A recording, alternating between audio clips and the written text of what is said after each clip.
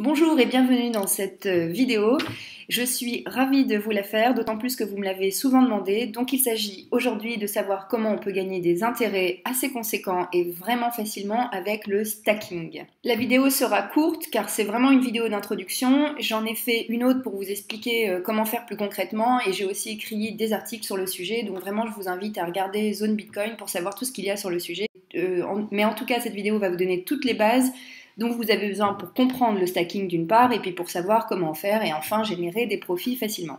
Alors déjà pour la définition du stacking, tout simplement c'est le fait d'opter pour une crypto-monnaie pour un modèle basé sur la proof of stake, donc la proof d'enjeu, au détriment du proof of work que vous connaissez certainement, qu'on utilise d'ailleurs pour le minage de Bitcoin par exemple, qui s'appelle la preuve de travail. Alors je fais un petit rappel ici parce que si vous voulez en savoir plus, je vous invite encore une fois à regarder Zone Bitcoin, surtout que c'est un peu mieux avec les articles, c'est plus précis et plus détaillé. Tout simplement, la proof of stake, c'est donc la preuve d'enjeu en français, c'est ce qui vous permet de générer des intérêts sur le fait de détenir des tokens. Cela prouve en quelque sorte la validité d'une crypto-monnaie et d'un projet. Je vous expliquerai ça par la suite, ne vous en faites pas. Tandis que le proof of work, que vous connaissez certainement, ça consiste à déployer donc des ASIC, des GPU, des CPU, donc la puissance des cartes graphiques et ou d'autres appareils et de machines de puissance pour pouvoir résoudre les algorithmes mathématiques complexes et valider donc des blocs. Hein, c'est comme ça qu'on valide les blocs de la blockchain. Eh bien, donc tout simplement, le stacking, c'est d'utiliser le proof of stake. Ça consiste à garder, selon une période fixe, donc généralement c'est d'un mois ou plus, de détenir des crypto-monnaies spécifiques, eh bien on vous rétribue pour le fait de les avoir gardées. Alors, ça dépend des crypto-monnaies. Certaines vont vous proposer 5% d'intérêt mensuel, d'autres 10%, et ça va jusqu'à 15%, voire plus. Ça dépend donc des projets. Mais là, vous vous dites peut-être, mais est-ce que tu parles de masternode ou pas? On en parle souvent de manière similaire parce que les deux méthodes permettent de générer des revenus passifs en crypto-monnaie. Cela dit, il y a une grande différence en fait entre le stacking et le masternode. Et c'est là la différence entre le proof of stake et le proof d'enjeu, c'est que les masternodes en fait fournissent un service supplémentaire au réseau. En fait, ça peut être par exemple de l'hébergement ou de la maintenance de la blockchain ou des activations de fonctionnalités. Enfin, tout un tas de choses qui font que les masternodes sont plus complexes, bon déjà à créer, à moins que vous fassiez à moins que vous utilisiez des masternodes partagés. Mais disons que la fonctionnalité du masternode est bien plus lourde. C'est donc vraiment une preuve de service dans la mesure où un masternode permet de faire pas mal de choses sur la blockchain. De ce fait, la récompense et les intérêts générés sont différents dans leur modalité. Les détenteurs de masternodes ne sont pas récompensés par la simple sécurisation du réseau, mais pour l'activation de ces services supplémentaires que j'ai mentionnés plus tôt sur la blockchain.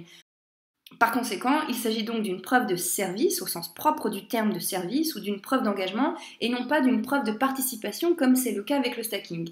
J'espère que je vous ai pas trop perdu là-dessus, mais je voulais vraiment faire la différence rapidement en quelques slides entre le masternode et le stacking. Je voulais simplement vous dire que le stacking c'est vraiment plus simple.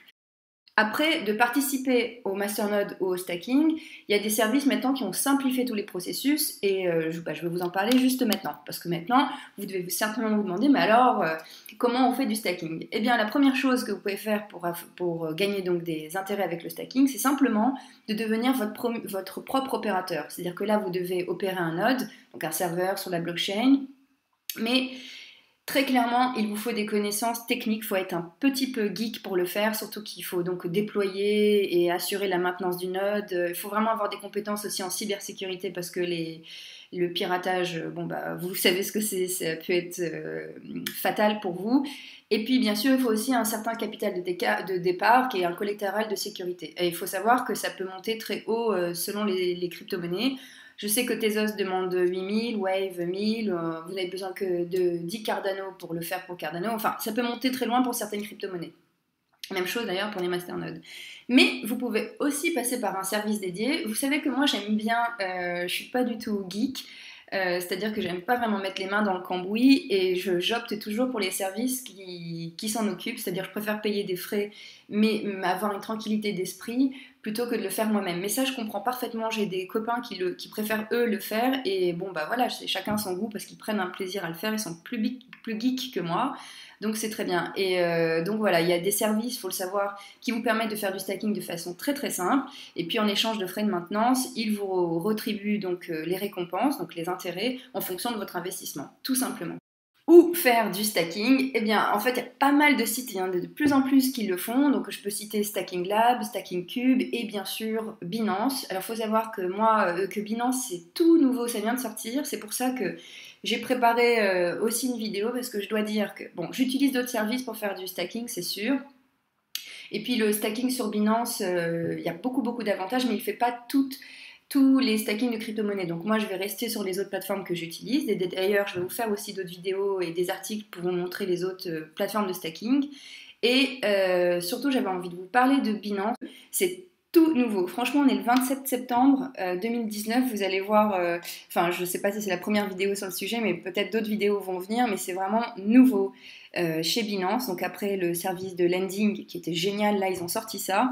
C'est magnifique. Et juste pour vous préciser 4 avantages à utiliser Binance, c'est que déjà d'une, c'est une société fiable et reconnue.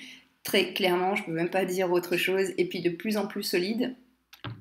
De deux, il n'y a aucun frais sur la plateforme Binance pour faire du stacking. Alors ça, c'est assez révolutionnaire pour la simple et bonne raison qu'en fait Binance gagne en fait avec les frais de trading. C'est pas en faisant, donc elle n'a pas besoin de prendre des frais pour le stacking parce qu'elle ne fait pas que ça. Et ça, toutes les autres plateformes prennent des frais. Bon, ça c'est le gros avantage de Binance. C'est pour ça aussi que je vous conseille de l'utiliser.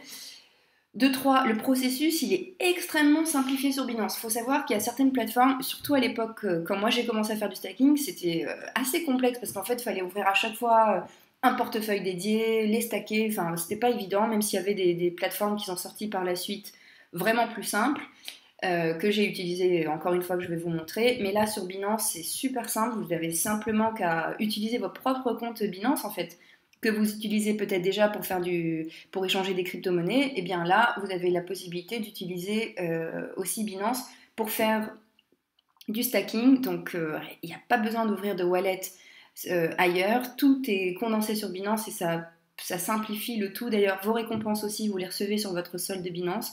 Enfin bon, c'est hyper simplifié. Et de 4, ça rejoint un peu le troisième, c'est simplement que là, ça donne l'occasion d'avoir la même plateforme pour faire différentes opérations comme du trading, du lending, du stacking. Et bon, bah là, il faut simplement avouer que Binance, c'est vraiment un géant, c'est pas pour rien. Il offre plein de services et ça, c'est vraiment pratique. Moi, j'avoue que je suis en train de basculer dans leur offre stacking. Je viens de le découvrir d'ailleurs et avec beaucoup de joie. Parce que voilà, pour une fois, maintenant, ce sera possible d'utiliser Binance pour faire tout ça. J'aurai plus à ouvrir d'autres pages, etc. Donc, je vous invite à regarder la prochaine vidéo, enfin la vidéo qui suit en fait là-dessus. C'est comment faire du stacking avec Binance. Vraiment, je vous montre comment moi j'ai fait pour vous faciliter le process à son maximum. Et puis, j'espère vous revoir dans une prochaine vidéo. J'espère que vous aimez bien. J'espère vraiment que cette vidéo vous sera utile et que vous pourrez déjà mieux comprendre le stacking, c'est quoi et comment vous pouvez gagner des cryptos et des profits avec.